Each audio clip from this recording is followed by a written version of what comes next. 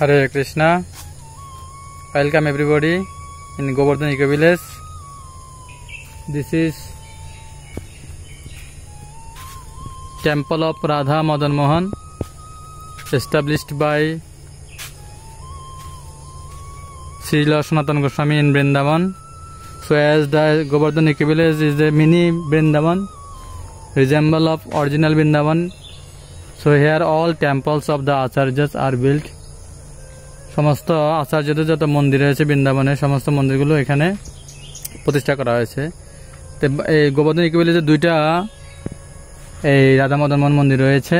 একটি হচ্ছে এটি, আর যেখানে বিগ্রহ নেই, চিত্রপট রয়েছে। আর আরেকটি হচ্ছে যেটা মূল মন্দির, সেখানে বিগ্রহ রয়েছে রাধা, মদন মোহন এবং ললিতা দেবী। পাশে যমুনা ঘাট আবার দেখতে পাচ্ছেন, যমুনা। হরে কৃষ্ণ। তো গৌরাঙ্গ প্রভু একবার এক ক্লাসে ছাত্রদেরকে জিজ্ঞেস করে যে ভাগবতের মধ্যে কোন চরিত্র তোমার সবচেয়ে বেশি ভালো লাগে। তো এক ছাত্র হাত তুলে বলছে অজামিলের চরিত্র আমার খুব ভালো লাগে। তো গৌরাঙ্গ প্রভু বলছে কেন? যে অজামিল মজা বি কিয়া ভগবত ধাম বি গিয়া। অর্থাৎ অজামিল এই ভাগবতে রয়েছে, সে মজা করেছে, মানে সে অবৈধ সঙ্গ করেছে, নেশা করেছে, তারপরে মানে ভগবত ভক্তিহীন জীবনযাপন করে অন্তিমে শুধু নারায়ণ নাম উচ্চারণ করে ভগবদ্ধামে চলে গিয়েছে। তো বলছে আমাদের ক্ষেত্রে সেরকম প্রযোজ্য না হতে পারে যে আমরা সারা জীবন মজা করব আর শেষে ভগবদ্ধামে যেতে পারবো, এটা আমাদের ক্ষেত্রে হবে না। So everybody is struggling in this material world against lust, greed and anger. So প্রত্যেকেই এই জগতে সংগ্রাম করছে বেগ, সহিষ্ণুতা, অর্থাৎ কাম, ক্রোধ, লোভ, এগুলোর দ্বারা সবাই সবসময় কি হচ্ছে? সংঘর্ষ করছে। প্রতিটা মুহূর্তে, প্রতিটা দিনে সংঘর্ষ হচ্ছে কিসের সাথে? এই তিনটা জিনিসের সাথে। তো গীতাতে বলছে মাত্রা স্পর্শাত কন্তেয় শীতোষ্ণ সুখ দুঃখদা আগম পায়ন অনিত্যাস তাম তিতিষ্কর্ষ ভারত। যেমন শীত পরে গ্রীষ্ম, গ্রীষ্মের পরে বর্ষা, এরকম পরিবর্তন হয় ঋতু, ঠিক তদ্রূপ জীবনের এই যে বেগ, বিভিন্ন বেগ, এগুলো সহ্য করতে হয়। সহ্য করার জন্য ভগবান উপদেশ দিচ্ছেন। তো এই জন্য আমাদের জীবনে যে চারটি বেগ যদি আমরা সহ্য করতে পারি, তাহলে আমরা ভক্তি জীবনে এগিয়ে যাব এবং যদি জাগতিকভাবেও প্রত্যেকেই সুখে থাকতে পারবে। যদি চারটি বেগ সহ্য করতে four urges one can tolerate, then he can be advance in spiritual life. তো এই প্রথমটা হচ্ছে কি না, বেগ ও সহিষ্ণুতা। তো অজামিল শুধুমাত্র এই বনে এক বেশ্যাকে এক লম্পট আলিঙ্গন করছিল, সেই দৃশ্য দেখে তার যে dormant lusty desire in his hearts arise, তার হৃদয়ে যে বা মনে যে গূঢ়ভাবে কাম বাসনা রয়েছে সেটা জাগ্রত হয়েছে, তাই সে অধপতিত হয়েছে। তাই শাস্ত্রে বলা হচ্ছে এই বেগসমূহ আসলে সহ্য করার চেষ্টা করা, কাম, ক্রোধ, লোভ সহ্য করার চেষ্টা করা। যেমন একটা উদাহরণ দিয়েছেন, এক ভক্ত নৃসিংহ চতুর্দশীর দিনে ক্যালিফোর্নিয়াতে সারাদিন উপবাস, সে পূজারি। পূজা করার সময় যখন ভোগ লাগাচ্ছে, কি ভোগ দিয়েছে? ওখানে সুন্দর কেক ভোগ দিয়েছে। তো সে আরতি করার পরে চিন্তা করছে, কখন আরতি করছে আর চিন্তা করছে কখন সে এই কেক প্রসাদ পাবে। তার বেগ মানে খাওয়ার জন্য, সারাদিন উপবাস, প্রসাদ খাওয়ার প্রতি একটা জেল তারও না। তা এখন সে সারাক্ষণ চিন্তা করছে। এরপরে যখন প্রসাদ খেতে বসছে, প্রথমে সে কেকটা এক টুকরা নিয়ে যখন কামড় দিয়েছে, সে আর খেতে ইচ্ছে করছে না। কেন? ওই দিন কেকের মধ্যে যিনি তৈরি করেছেন চিনি দিতে ভুলে গেছেন। আর যদি চিনি নেই, তো কামড় দেওয়ার সাথে সাথে তার এত যে আকাঙ্ক্ষা কেক খাওয়ার, সেটা কি হয়ে গেল? ফিকে হয়ে গেল। সে চিন্তা করছে হয়তো আমি উল্টো দিকে কামড় দিয়েছি, তো আমি অন্য পাশে কামড় দিলে হয়তো এরকম নাও হবে। তো সে কেকটাকে ঘুরিয়ে অন্য পাশে কামড় দিয়েছে, দেখে যায় একই চিনি ছাড়া।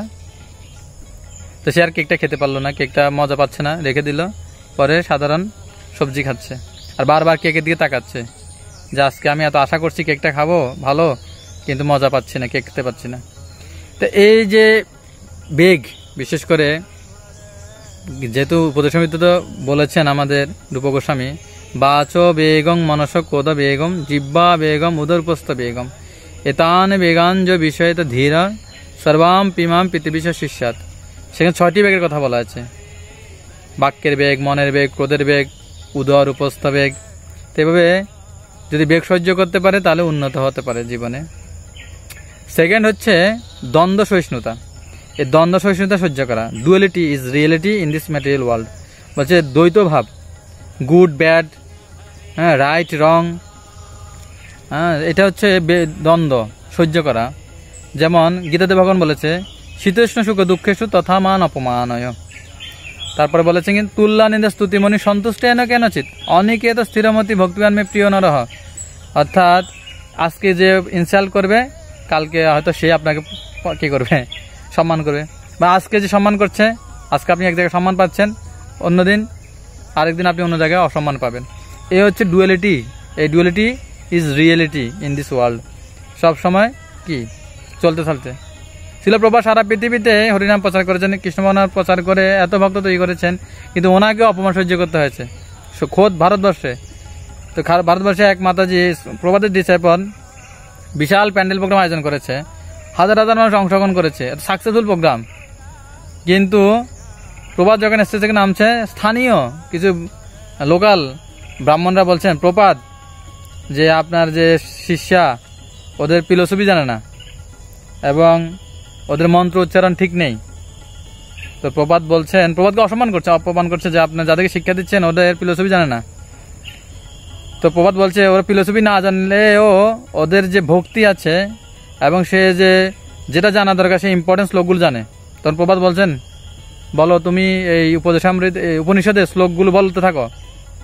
তখন সে মাতাজি উপদেশামৃত প্রভুদের আদেশে আর সে চিন্তা করছে আমি তো বেশি জানি না, কয়েকটা মাত্র শ্লোক জানি, 5টা মাত্র শ্লোক শিখছে। তখন তো সে প্রথম থেকে বলা শুরু করেছে, 3 নাম্বার বা 4 নাম্বার যখন বলেছে মাতাজি তখন চিন্তা করছে এরপরে কি বলবো, আমি তো 5টার পরে যাই না।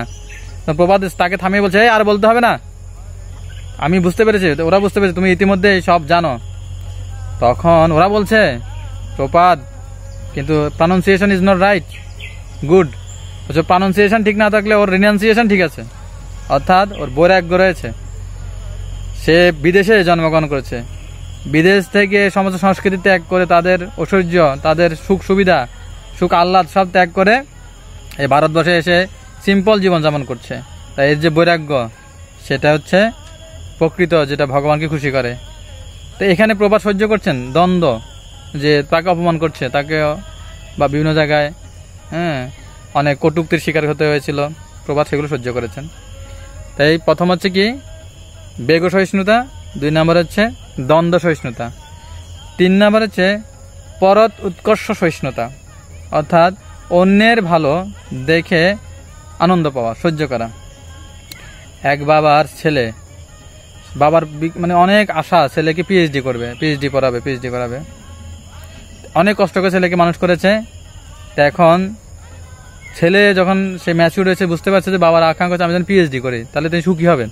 কারণ তিনি দেখেছেন তার অন্য বন্ধুদের ছেলেরা ভালো ডিগ্রিধারী হয়েছেন, মানে অন্যের সাথে তুলনা করছে, তোমাকে ওইরকম হতে হবে, পিএইচডিধারী হতে হবে। তা এখন ছেলে পিএইচডি পরীক্ষা দিচ্ছে বারবার, কিন্তু ফেল করছে। তা এখন টিচারকে গিয়ে বলছে আমি যদি ফেল করি, পিএইচডি যদি আমি ডিগ্রি না পাই, আমার বাবা হার্ট ফেল করে মারা যাবে। টিচার শিখিয়ে দিচ্ছে তুমি লিখবা যে পিএইচডি বিএফ, এটা হচ্ছে ডিগ্রি। তো ছেলে বাবাকে এসে বলছে আমি পিএইচডি ডিগ্রি লাভ করেছি, পিএইচডি বিএফ। তো এতদিন সবাই পিএইচডি শুনেছে কিন্তু বিএফ শুনে নাই। তখন অন্য বন্ধুরা তাকে বলছে এই তো বাবাকে যে এটা বলছিস পিএইচডি বিএফ, বাবা তো খুব খুশি, কিন্তু আসলে বিএফটা তো আমরা জানি না এটা কি। তো সে বলছে পিএইচডি বাট ফেল, মানে আমি পিএইচডি ডিগ্রি করেছি কিন্তু ফেল করেছি। তো তিনি এটা কেন বলেছেন না, বাবাকে শুধু খুশি করার জন্য। তো এই জগতে চলছে এটি কম্পিটিশন, কার চেয়ে কে বেশি এগিয়ে যাবে, কার চেয়ে কে বেশি উন্নত হবে, সেটা হচ্ছে পর উৎকর্ষ। মানে অন্যের ভালো দেখে নিজে আর সহ্য করতে পারছে না, আমাকে ওরকম হতে হবে। সেই জন্য কম্পিটিশন, সংঘর্ষ এবং অন্যকে কি করে থামানো যায়, অন্যকে কি করে পিছিয়ে টান দিয়ে পিছনে ফেলা যায়, সে চলছে। তাই এটা সহ্য করা 3 নাম্বার হচ্ছে কি পরোৎকর্ষতা সহিষ্ণুতা। আর 4 নাম্বার হচ্ছে পরমত সহিষ্ণুতা, the tolerance of the other opinions, to tolerate other opinions, অন্যের মতামত সহ্য করা। কুরুক্ষেত্রের যুদ্ধে যুধিষ্ঠির একবার ভয়ানকভাবে আহত হয়, তো তখন তার সারথি তাকে তাঁবুতে ট্যান্টে নিয়ে আসে, তার ইনজুরি হয়েছে, তাকে একটু কি করার জন্য, শুশ্রূষা করার জন্য। এই সময় অর্জুন পুরো কুরুক্ষেত্রের রণাঙ্গনে যুধিষ্ঠিরকে দেখছে না, না দেখে সে চিন্তাগ্রস্ত হয়ে গেছে। তো সে ট্যান্টে তাঁবুতে ফিরে এসেছে যুধিষ্ঠির খোঁজে, তো এসে দেখছে যুধিষ্ঠির সেখানে রেস্ট করছে আর আহত। তখন যুধিষ্ঠির বলছে অর্জুনকে, তুমি এখানে কি করছো? বলছে না, আমি না আপনাকে না দেখতে পেয়ে আমি আপনাকে দেখার জন্য এসেছি। বলছে তুমি একটা দায়িত্বজ্ঞানী কাজ করেছো, যুদ্ধক্ষেত্রে সবাইকে রেখে তুমি এখানে চলে এসেছো। হ্যাঁ, তুমি একটা মানে কাণ্ডজ্ঞানীর কাজ করেছো, তোমার গান্ডীব্য বৃথা, তোমার হাত থেকে গান্ডীব্য ফেলে দেওয়া উচিত। আর যখন অর্জুনকে কেউ বলেছে গান্ডীব্য ফেলে দেওয়ার কথা, কৃষ্ণকে অর্জুন বলছে যে আমি এখন যুধিষ্ঠিরকে বধ করব। বলছে হ্যাঁ রে, আমি অর্জুন তোমাকে গীতার জ্ঞান দিয়েছি দুর্যোধনকে বধ করার জন্য, যুধিষ্ঠিরকে বধ করার জন্য নয়। বলছে না, আমি একটা শপথ নিয়েছি, গোপন শপথ, কেউ যদি আমার হাত থেকে গান্ডীব্য ফেলে দিতে বলে, গান্ডীবের অপমান করে, গান্ডীব ধনুকের, তাহলে আমার সেই শপথ হচ্ছে আমি তাকে বধ করব। কৃষ্ণ তো বিপদে পড়ে গেছে, বলছে আমাকে একটা উপায় নির্ধারণ করতে হবে। তাকে বধ করার অন্য উপায় আছে। কি উপায়? তুমি যুধিষ্ঠিরকে কি করো, মন্দ বাক্য গালিগালাজ করো, তার খারাপ, তার সমালোচনা করো। তাহলে এটা হচ্ছে উন্নত, মানে যাকে শ্রদ্ধা করা হয় তার যদি সমালোচনা করা হয়, তাকে যদি অপমান করা হয়, সেটা তার জন্য বধ, তার জন্য মৃত্যু সমান। এখন অর্জুন যত তার মনে ক্ষোভ ছিল বা আগের যত রেকর্ড সব ছেড়ে দিয়েছে, যে ওনার কারণে দ্রৌপদী বস্ত্রহরণ হয়েছে, ওনার কারণে জয়দ্রথ এই আমাদের অভিমন্যুকে বধ করেছে, ওনার কারণে অত অত ঘটনা ঘটেছে, বনবাস, সবকিছু ওনার কারণে। এরপরে অর্জুন চিন্তা করছে, হায় আমি কি করলাম, আমি আমার দাদাকে, আমার যাকে পিতৃতুল্য দাদাকে আমি এত সম্মান করি, তাকে আমি অপমান করেছি। তা গান্ডীব তুলে নিয়েছে অর্জুন। কৃষ্ণকে বলছে আমি এখন আমাকে বধ করব। অর্জুন কৃষ্ণ চিন্তা করছে আবার বিপদ, তুমি কেন তোমাকে বধ করবে না, আমি আমার দাদাকে অপমান করেছি।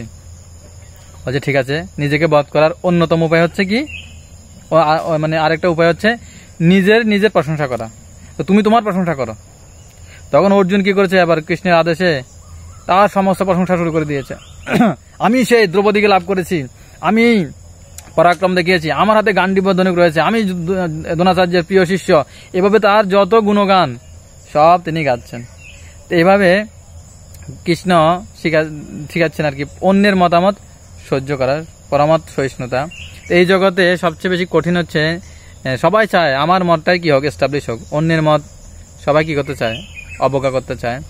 কিন্তু যদি আমরা এই 4টা বেগ কি করতে পারি, সহ্য করতে পারি, বেগ সহিষ্ণুতা, দ্বন্দ্ব সহিষ্ণুতা, পরত উৎকর্ষ সহিষ্ণুতা এবং পরমত সহিষ্ণুতা, তাহলে জীবন অনেক সুন্দর হবে এবং প্রত্যেকে আনন্দে থাকবে, আর আমরাও ভক্তি জীবনে অগ্রসর হতে পারবো। হরি বল, হরে কৃষ্ণ।